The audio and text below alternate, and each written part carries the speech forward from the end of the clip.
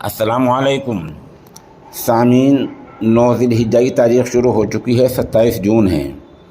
عنوان ہے سنت ابراہیمی۔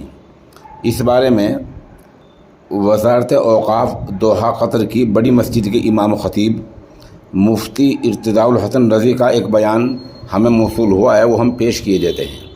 بتا دیں کہ ہندوستان میں اگرچہ آج 9 ذی الحجہ ہے، لیکن بہت سارے ممالک میں 10 ذی الحجہ کی تاریخ شروع ہو چکی ہے اور قربانی کا عمل وہاں صبح سے ہی شروع ہو جائے گا، اس لیے بیان کی اہمیت بڑھ جاتی ہے۔ بسم اللہ الرحمن الرحیم، نحمده ونصلی علی رسولہ الکریم، اما بعد۔ قربانی کے جانور کو ذبح کرنے کا طریقہ یہ ہے۔ اولاً تو قربانی سے چند دن پہلے خوب اچھی طرح جانور کو کھلایا جائے، پلایا جائے، اس کی دیکھ بھال کی جائے تاکہ قربانی کے وقت وہ خوب صحت مند اور فربا ہو۔ اور مستحب یہ ہے کہ جس کی قربانی ہے وہ خود اپنے ہاتھوں سے ذبح کرے، اور اس میں مرد اور عورت کی کوئی تفریق نہیں ہے۔ عورت بھی اگر خود ذبح کر سکتی ہے تو افضل یہ ہے کہ اپنی قربانی وہ خود اپنے ہاتھ سے کرے، اور اگر خود سے کرنے میں کوئی دقت ہے تو دوسرا بھی قربانی کر سکتا ہے۔ اور قربانی میں اس بات کا خیال رکھا جائے کہ دوسرے جانوروں کے سامنے قربانی نہ کی جائے، کیونکہ جب وہ اپنی آنکھوں سے ایک دوسرے جانور کو ذبح ہوتے ہوئے دیکھیں گے تو ان کی تکلیف میں، رنج اور غم میں اضافہ ہوگا اور ان کو گھبراہٹ ہوگی۔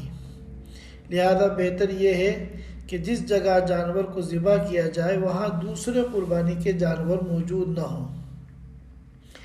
قربانی کرنے کا طریقہ یہ ہے کہ جانور کو اس طرح لٹایا جائے اور ذبح کرنے والا اس طرح کھڑا ہو کہ جانور کا چہرہ اور ذبح کرنے والے کا چہرہ دونوں قبلے کی طرف ہوں، اور پھر بسم اللہ، اللہ اکبر۔